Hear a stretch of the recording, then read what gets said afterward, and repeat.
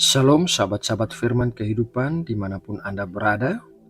Salam penuh kasih dan sukacita. Apapun kesulitan yang sedang kita hadapi dalam hidup kita, percayalah bahwa Tuhan selalu menyertai kita dan pasti akan menolong kita untuk melewatinya. Sahabatku, seperti biasanya, mari kita mulai saat teduh hari ini dengan berdoa. Bapa Surgawi, kami datang kembali kepadamu hari ini dengan hati yang dipenuhi kerinduan untuk menerima pengajaran melalui firman-Mu. Ajarilah kami tentang kebenaran-Mu dan kehendak-Mu bagi kami, dan berikanlah kami hikmat dan pemahaman agar kami bisa melakukan firman-Mu dengan penuh ketaatan. Kami serahkan waktu saat teduh kami ke dalam tangan-Mu. Di dalam nama Tuhan Yesus Kristus, kami berdoa. Amin. Sahabat firman kehidupan, kita semua adalah orang-orang yang patut bersukacita karena kita telah menemukan jalan kebenaran yang akan membawa keselamatan bagi kita. Meskipun jalan yang akan kita lalui adalah sebuah jalan sempit yang penuh dengan tantangan, namun kita percaya bahwa akhir dari jalan itu adalah kehidupan kekal kita bersama dengan Allah di sorga. Sayangnya masih banyak sekali orang yang belum menerima anugerah seperti kita. Di dalam Lukas 15 kita bisa membaca 3 perumpamaan tentang koin yang hilang, domba yang hilang, dan anak yang hilang. Ketiga perumpamaan ini berbicara tentang 3 kondisi yang berbeda, yaitu yang pertama, koin yang hilang berbicara tentang orang-orang yang terhilang, tetapi mereka tidak menyadari bahwa mereka terhilang. Yang kedua, domba yang hilang berbicara tentang orang-orang yang terhilang dan mereka menyadari bahwa mereka terhilang, tetapi mereka tidak mengetahui jalan untuk kembali.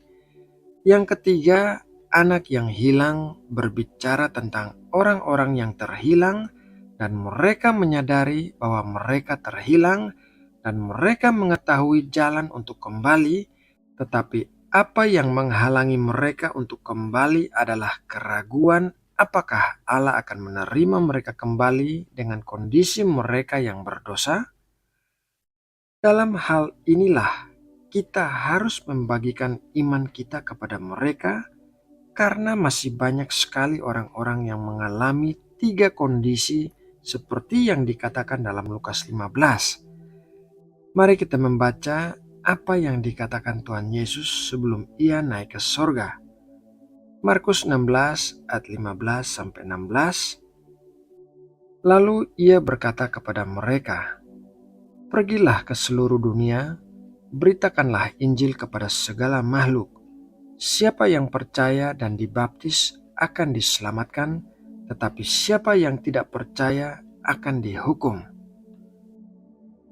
Membagikan iman kita atas apa yang telah dilakukan Tuhan Yesus bagi kita dan di dalam hidup kita adalah bagian dari memberitakan Injil kepada segala makhluk. Memberitakan Injil tidak selalu membutuhkan orang-orang yang diperlengkapi dengan pengetahuan Alkitab atau yang menguasai teologi Kristen atau yang pintar bicara. Jikalau demikian, maka hanya sedikit orang yang bisa memberitakan Injil kepada orang lain. Akan tetapi, perintah Tuhan Yesus diberikannya kepada semua murid-Nya. Artinya, semua yang disebut murid Tuhan Yesus pasti bisa melakukannya. Sahabat firman kehidupan, ada 2 cara kita bisa memberitakan Injil kepada orang lain, yaitu dengan cara menunjukkan iman kita dan memberitakan iman kita. Mari kita bahas satu persatu. Cara memberitakan Injil yang pertama yaitu dengan menunjukkan iman kita. Matius 5 ayat 13-14. Kamu adalah garam dunia. Jika garam itu menjadi tawar, dengan apakah ia diasinkan?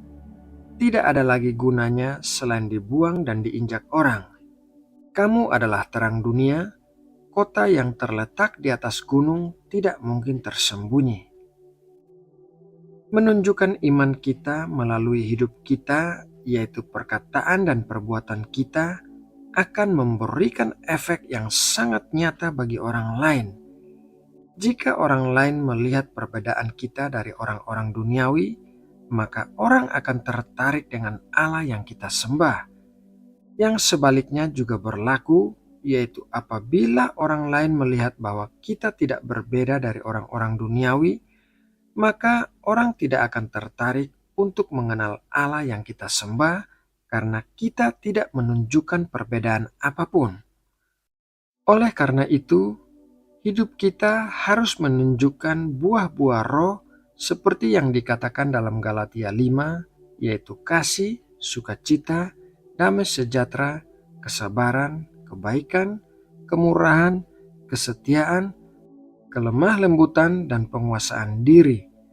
Semua buah roh akan membuat kita terlihat berbeda dari orang-orang duniawi dan akan menarik orang-orang untuk mencari tahu bagaimana mereka juga bisa memperoleh buah-buah roh ini.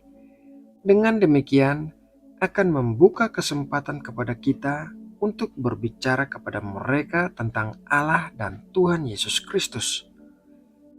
Cara memberitakan Injil yang kedua yaitu dengan memberitakan iman kita.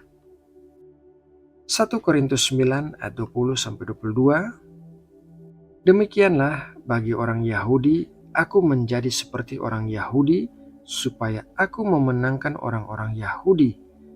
Bagi orang-orang yang hidup di bawah hukum Taurat, aku menjadi seperti orang yang hidup di bawah hukum Taurat, sekalipun aku sendiri tidak hidup di bawah hukum Taurat, supaya aku dapat memenangkan mereka yang hidup di bawah hukum Taurat.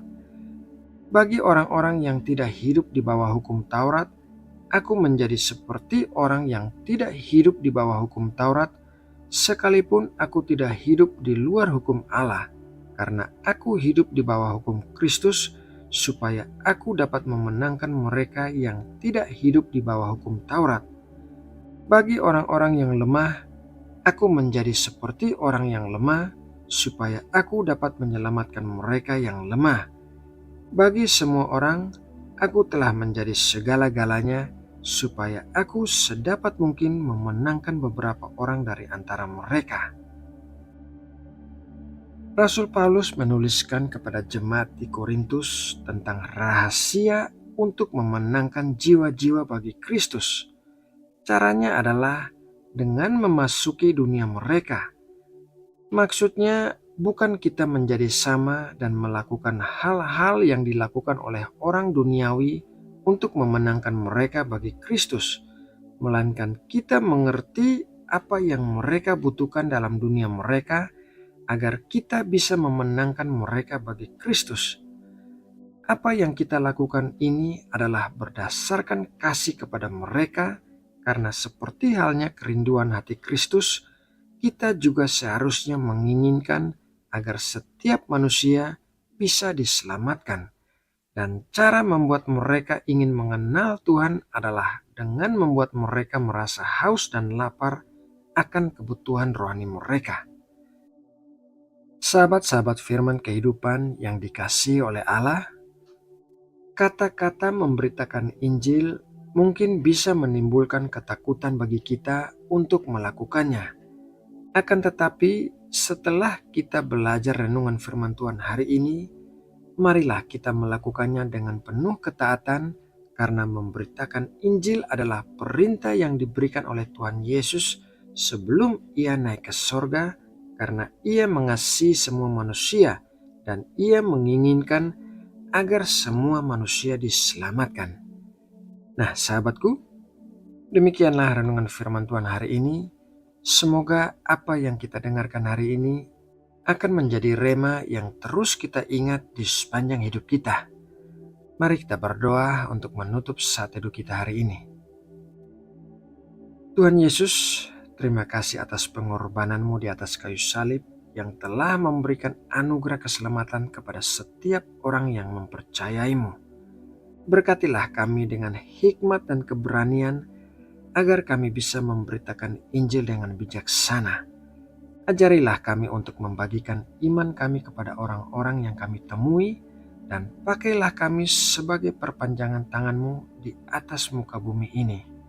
Pakailah hidup kami untuk melakukan pekerjaan-pekerjaan-Mu, sehingga semakin banyak orang yang bisa diselamatkan dan masuk kerajaan sorga. Inilah doa kami yang kami panjatkan di dalam nama Tuhan Yesus Kristus, Tuhan dan Juru Selamat kami yang hidup. Amin.